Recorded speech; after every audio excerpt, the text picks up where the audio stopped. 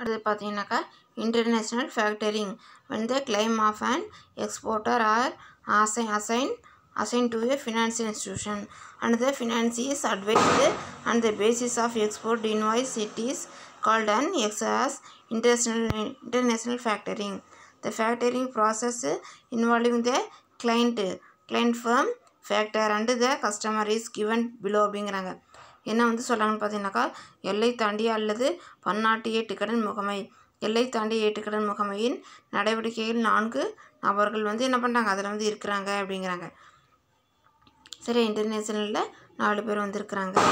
சரியா, அதே finance institution and firm finance advanced export invoices. சரி, அதில் வந்துட்டு யார் யாருன்னு சொல்லி பார்த்தீங்கன்னா ஏற்றுமதியாளர், அதேமாதிரி இதில் வந்துட்டு என்னன்னு சொல்லி பார்த்தீங்கன்னாக்கா ஏற்றுமதியாளர், ஏற்றுமதி உரிமை பேராளன், இறக்குமதியாளர், இறக்குமதி உரிமையாளன் பேராளன் ஆவார். இது அந்நிய அல்லது எல்லை தாண்டிய சர்வதேச ஏற்றுக்கடன் தரகு வணிகம் பெர்ஃபிட்டிங் என்று அழைக்கப்படுகிறது அப்படிங்கிறாங்க. இந்த ஃபேக்டரிங் ப்ராசஸ்ஸு இவனுக்கு கிளைண்ட்டு. சரியா, யார் யார் fame factor and the customer is given below அப்படின்னு சொல்லி கொடுத்துருக்காங்க. அதுமாதிரி நெக்ஸ்ட்டு பார்த்தீங்கன்னாக்கா என்னென்னு சொல்லிட்டு அதில் வந்துட்டு ஃபேக்டரி என்னது பெர்ஃபிட்டிங் சொல்லி கொடுத்துருக்காங்க. இதில் வந்துட்டு அடுத்தது பார்த்தீங்கன்னா பெர்ஃபிட்டிங் இஸ் டிஃபைன்டு ஆஸ் த நான் recourse purchase by bank or என்னது any other financial institution of receivable arising from export of goods and service அப்படிங்கிறாங்க. என்ன வந்து சொல்கிறாங்கன்னா ஏற்றுமதி வாணிபத்தில் பெறப்பட வேண்டிய அனைத்து தொகைகளுக்கும் வாராக்கடன், சரியா, வாராக்கடன் உள்ளிட்ட அனைத்து இடர்பாடையும் ஏற்றுக்கொண்டு அயல்நாட்டு பெறுதல்களை கொள்முதல் செய்து கொள்ளும் முறைக்கு அயல்நாடு பன்னாட்டு ஏற்கனவே எனப்படும். சரியா, அதேமாதிரி என்ன கொடுத்துருக்காங்கன்னு பார்த்தீங்கன்னா எக்ஸாம்பிள் வந்து இங்கே கொடுத்துருக்காங்க பாரு. Example of factoring companies in India. இதில் வந்து என்னது கேன்பேங்க் ஃபேக்டர்ஸ் லிமிடெடு, http://www.com என்னது canbankfactory.com, SBI குளோபல். சரி, அதேமாதிரி IFC ஃபேக்டரி லிமிடெடு அது கொடுத்துருக்காங்க. எக்ஸ்போர்ட் கிரெடிட் கேரண்டி கார்பரேஷன் அதுக்குள்ள அந்த வெப்சைட் அட்ரஸ் வந்து கொடுத்துருக்காங்க. அதேமாதிரி small industry development bank of India SIDBI. சரி, அதேமாதிரி கன்க்ளூஷன் பாருங்கள். Factoring help smooth running of business by getting short time credit from finance institution against accounts receivable. Perfighting is a variation of factoring with focus on international export. வணிக நிறுவனம் தங்களின் குறுகிய கால நிதியில் தோய்வு ஏற்படாமல் சீரான வாணிப நடை மேற்கொள்வதற்கு பெறுவதற்குரிய மாற்றுச்சீட்டின் அடிப்படையில் நிதியை பெற இந்த ஏட்டுக்கடன் முகமை உதவுகிறது. சரி, இது வந்து ரொம்ப என்னவே ஹெல்ப்ஃபுல்லாக வந்து இருக்குதுங்கிறாங்க. அது மட்டும் இல்லாமல் அதே போல் அயல்நாட்டு வாணிப நடவடிக்கை உதவிடும். சரி, அயல்நாட்டு அல்லது பன்னாட்டு ஏட்டுக்கடன் முகமை நிதி சேவை பயன்படுத்தப்படுகிறது. சரியா, பன்னாட்டு இன்டர்நேஷ்னல் லெவலில் எக்ஸ்போர்ட்க்கு என்ன பண்ணாங்க இதை வந்து யூஸ் வந்து பண்ணுறாங்க அப்படிங்கிறாங்க. அதேமாதிரி பார்த்தீங்கன்னாக்கா இங்கே வந்து என்ன கொடுத்துருக்காங்க, வந்து டிஃப்ரெண்ட் வந்து கொடுத்துருக்காங்க. எதுக்கும் பார்த்தீங்கன்னா ஃபேக்டரிக்கும் அதேமாதிரி என்னன்னு சொல்லி பார்த்தீங்கன்னா நெக்ஸ்ட்டு ஃபேர் ஃபைட்டிங்க்கும். ஃபஸ்ட்டு என்னன்னு சொல்லி பார்த்தீங்கன்னாக்கா இதில் வந்துட்டு கேரக்டரிஸ்டிக்ஸு. சரியா, அடிப்படை பண்புகள் பேசிக் ஆஃப் ஃபினான்சிங், அடிப்படை பண்புகள் நிதிக்கான சேவை அப்படிங்கிறாங்க. நிதிக்கான அடிப்படை ஃபஸ்ட் என்னது ஃபேக்டரிங். சரியா, factoring is depend on exporter credit standing. ஏற்றுமதியில் கடன் தரத்தின் அடிப்படையில் நிதி சேவை வழங்கப்படுகிறது. அதுமாரி ஃபார் ஃபேட்டிங் அப்படின்னு பார்த்தீங்கன்னா financing depend on the availing back financial standing அப்படிங்கிறாங்க. சரியா, வங்கியின் நிதி தரத்தை என்ன பண்ணுறாங்க, தரத்தை பயன்படுத்தும் அளவின் அடிப்படையில் நிதி சேவை வழங்கப்படுகிறது. நம்ம பேங்க் வந்து எந்த ஃபினான்சியல் லெவலில் எந்த ஸ்டாண்டர்ட் யூஸ் வந்து பண்ணுறோமோ அந்த லெவலில் என்ன ஆகுது அது வந்து நடக்குது அப்படிங்கிறாங்க. அது மட்டும் இல்லாமல் நெக்ஸ்ட்டு பார்த்தீங்கன்னாக்கா என்னென்னு சொல்லிட்டு காஸ்ட்னு சொல்லி பார்த்தீங்கன்னாக்கா கட்டணம் அல்லது செலவு. இதை வந்து cost of borne by the seller. சரியா, சரக்கை விற்பவர் நிதி சேவை கட்டணத்தை ஏற்றுக்கொள்கிறார். சரியா, சரக்கை வந்து விற்கிறவங்க என்ன பண்ணுறாங்கன்னு சொல்லி பார்த்தீங்கன்னாக்கா என்ன பண்ணுறாங்க அவங்க வந்து அதை வந்து ஏற்றுக்கிறாங்க. சரக்கை விற்பவர் நிதி சேவை கட்டணத்தை ஏற்றுக்கொள்கிறார். இந்த செல்லர் வந்து என்ன பண்ணிக்கிறாரு, காஸ்ட் வந்து என்ன பண்ணிக்கிறான்னா வந்து ஏற்றுக்கிறார். காஸ்ட் இஸ் பேர்ன் பை என்னது, காஸ்ட் பை பேர்ன் பை என்னது என்ன சொல்கிறாங்கன்னு சொல்லி பார்த்தீங்கன்னாக்கா பை த ஓவர்சீஸ் பையர் அப்படிங்கிறாங்க. இதில் வந்து என்ன அயல்நாட்டு கடனாளி நிதி சேவை கட்டணத்தை ஏற்றுக்கொள்கிறார். சரியா, அயல்நாட்டு கடனாளி என்ன பண்ணிக்கிற நிதி சேவை வந்து கட்டணத்தை வந்து என்ன பண்ணுறாரு, அவங்க வந்து ஏற்றுக்கிறாங்க. அது நெக்ஸ்ட்டு பார்த்தீங்கன்னாக்கா என்னென்னு சொல்லிட்டு இதில் தேர்ட் ஒன்று சூட்டபிலிட்டி பொருந்தும் காலம். சரியா, for transaction of short term maturity period. சரியா, அதில் வந்து என்ன பண்ணுறாங்கன்னு சொல்லி பார்த்தீங்கன்னா தேர்டில் குறுகிய கால முதிர்வு கொண்ட நடவடிக்கைகளுக்கு மட்டுமே பொருந்தும். சரி, ஷார்ட் டேர்ம் பீரியடுக்கு மட்டும் மெச்சூரிட்டி பீரியட் மட்டும் தான் என்ன இது வந்து பொருந்தும் அப்படிங்கிறாங்க. எது ஃபேக்டரிங்.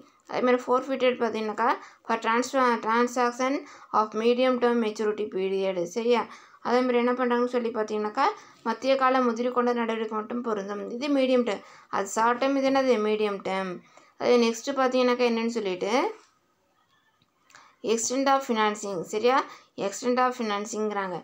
நிதியின் அளவு only a certain % of receivable factor is advanced. சரியா, பெறுதலின் மதிப்பில் ஒரு குறிப்பிட்ட அதிக அளவிலான 80% விழுக்காடு சதவீதம் மட்டுமே என்ன பண்ணுறாங்க பெர்சன்டேஜ். சரியா, % மட்டும்தான் என்ன பண்ணுறாங்க மட்டுமே பேராளனால் நிதி வகைப்படுகிறது.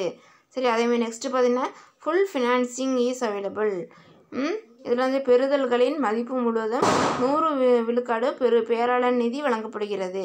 அதே மாதிரி நெக்ஸ்ட் என்னன்னு சொல்லி பார்த்தீங்கன்னாக்கா அதில் என்னன்ட்டு ரிஸ்க்குன்னு சொல்லி பார்த்தீங்கன்னா இடரேற்றல்.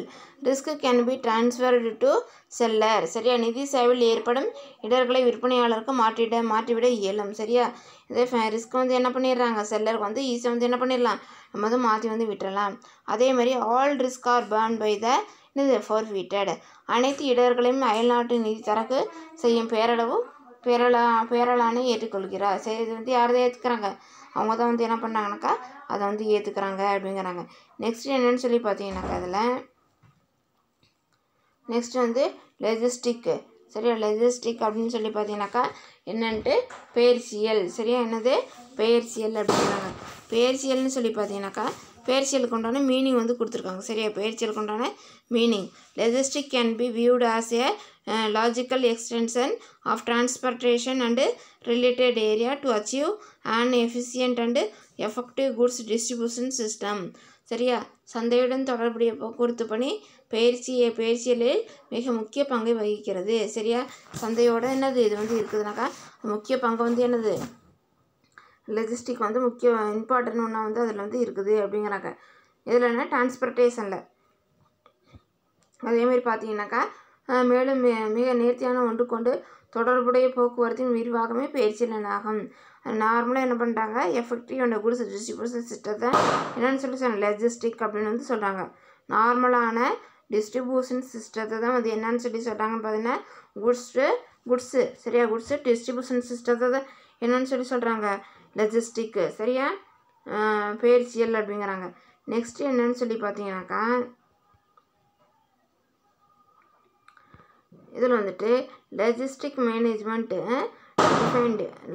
டிஃபைன்டு ஆஸ் என்னன்னு சொல்லி சொல்கிறாங்க as designed and operation of physical managerial and information. சரியா, information system needed to allow goods to over time and space from the producer to consumer. This implies that an integrated view of a number of different activities and functions may be required. These activities are represented as part of the value chain called the generic value chain by Porter. All firm are viewed as a collection of primary and secondary activity அப்படிங்கிறாங்க. சரி, அதில் வந்து என்ன சொல்கிறாங்கன்னு சொல்லி பார்த்தீங்கன்னாக்கா இதில் வந்துட்டு பெயர்ச்சியல் மேலாண்மை என்பது நுகர்வோரின் தேவையை பூர்த்தி செய்யும் பொருட்டு பொருள் பற்றிய தகவல் மற்றும் மக்கள் ஆற்றல் உள்ளிட்ட பிற வளங்களை ஒரு பொருளின் துவக்க புள்ளியிலிருந்து அது நுகர்வோரை சென்றடையும் வரையிலானது. சரியா, புரிஞ்சுதா? இதில் வந்துட்டு பெயர்ச்சியல் லெஜிஸ்டிக்குங்கிறது என்னன்னு சொல்லி பார்த்தீங்கன்னாக்கா மேலாண்மை என்பது பெயர்ச்சியல் மேலாண்மை என்பது நுகர்வோரின் தேவையை பூர்த்தி செய்யும் பொருட்டு பற்றிய தகவல் என்ன பண்ணுறது மக்களுக்கு வந்து கொண்டு போகிறது அப்படின்னு வந்து சொல்கிறாங்க. சரியா? இது நுகர்வின் தேவை பூர்த்தி செய்யும் பொருட்டு உற்பத்தி பொருட்களை சிறந்த முறையில் பகிர்ந்து அளிக்கும் நோக்குடன் செயல்படுகிறது. சரியா? உற்பத்தி பண்ணக்கூடிய பொருளை வந்து சரியான முறையில் என்ன பண்ண பயன்படுத்தக்கூடியது என்னது மென்ஷன் வந்து பண்ணுது. இது பல்வேறு நடவடிக்கைகள் மற்றும் செயல்பாடு ஒருங்கிணைந்த பணியாக காணப்படுகிறது. இதே மாதிரி என்ன பண்ணுதுன்னு சொல்லி பார்த்தீங்கன்னாக்கா பல்வேறு நடவடிக்கைகள் மற்றும் செயல்பாடு ஒருங்கிணைந்த பணியாக இது வந்து செயல்படுது அப்படிங்கிறாங்க. அதே நெக்ஸ்ட் பார்த்தீங்கன்னா என்னன்னு சொல்லிட்டு பெயர்ச்சல் மேலும் செயல்படுத்த முடிவுகளை ஒரு விஷயம். அதே மாதிரி பெயர்ச்சல் மேலும் செயல்படுத்த உற்பத்தி சார்ந்த பல முடிவுகளை ஒருங்கிணைத்தல் அவசியமாகிறது. நெக்ஸ்ட் பார்த்தீங்கன்னா என்னன்னு சொல்லிட்டு பேராளரின் பார்வையில் இது உள்ளடக்கிய செயல்கள் அனைத்தும் மதிப்பு சங்கிலியின் பொதுவான ஓர் அங்கமாக கருதப்படுகிறது அப்படிங்கிறாங்க. சரியா? அடுத்தது என்னன்னு சொல்லி பார்த்தீங்கன்னா டிசைனிங் அப்படின்னு சொல்லி கொடுத்துருக்காங்க. அடுத்தது என்னது டிசைனிங். இந்த மாதிரி பார்த்தீங்கன்னா டிசைனிங் தான் the logistic management involves various decision that need examination for an integrated system அப்படிங்கிறாங்க. இதில் வந்துட்டு பெயர்ச்சியால் தொடர்புடைய பல உற்பத்தி சார்புடைய செயல்களின் முடிவுகளை ஆய்வு செய்து தீர்மானித்து தேவைக்கேற்ப தளர்த்தி ஒருங்கிணைத்த அமைப்பு முறையாக உற்பத்தி பொருட்களை பகிர்ந்தளில் ஈடுபடுகிறது அப்படிங்கிறாங்க. சரியா? அதே மாதிரி என்ன சொல்கிறாங்கன்னு பார்த்தீங்கன்னா நெக்ஸ்ட்டு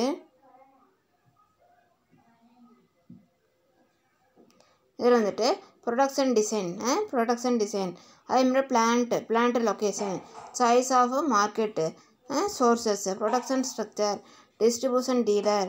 சரி, அதே மாதிரி நெக்ஸ்ட்டு பார்த்தீங்கன்னா என்னன்ட்டு இல்லை network design location of warehouse plant layout and logistic allocation design production planning inventory management stocking. சரியா?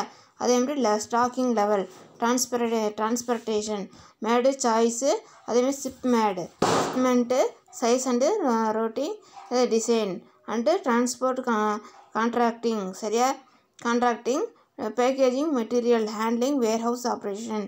அதேமாதிரி பொருளின் தயாரிப்பு வடிவமைப்பு தளவாட அமைவிடம் சந்தை மூலங்களை தெரிவு செய்தல் உற்பத்தி கட்டமைப்பு விநியோகஸ்தர் அல்லது வணிகர் வடிவமைப்பு பண்டகசாலை அமைவிடம் தளவாட வரைபடம் மற்றும் பயிற்சி பங்கீட்டு வடிவமைப்பு உற்பத்தி திட்டம் சரக்கிருப்பு மேலாண்மை சரக்கிருப்பின் நிலைகள் போக்குவரத்து வகை தேர்வு செய்தல் சரக்கை கப்பலில் ஏற்றுதலின் அளவு அதே வழித்தடத்தை முடிவு செய்தல் மேலும் போக்குவரத்து பந்தவியல் தொகுப்பு மூலப்பொருட்களை கையாளுதல் மற்றும் பண்டகசாலை செயல்பாடு போன்றவை ஆகும் அப்படிங்கிறாங்க. சரி, இதெல்லாம் என்னன்னு சொல்லி பார்த்தீங்கன்னாக்கா அதோட டிசைன் எப்படி வந்து டிசைனிங் வந்து பண்ணுறது இதெல்லாம் வந்து வச்சு தான் என்ன பண்ணுவாங்க அவங்க வந்து டிசைனிங் வந்து பண்ணுவாங்க. அதேமாதிரி கீ ஆக்டர் அப்படிங்கிறாங்க. Shipper user of logistic supplier of logistic service carrier rail road air water pipes line ropeway water house provider freight forwarder terminal operator port stevedores etcetera. Government regulator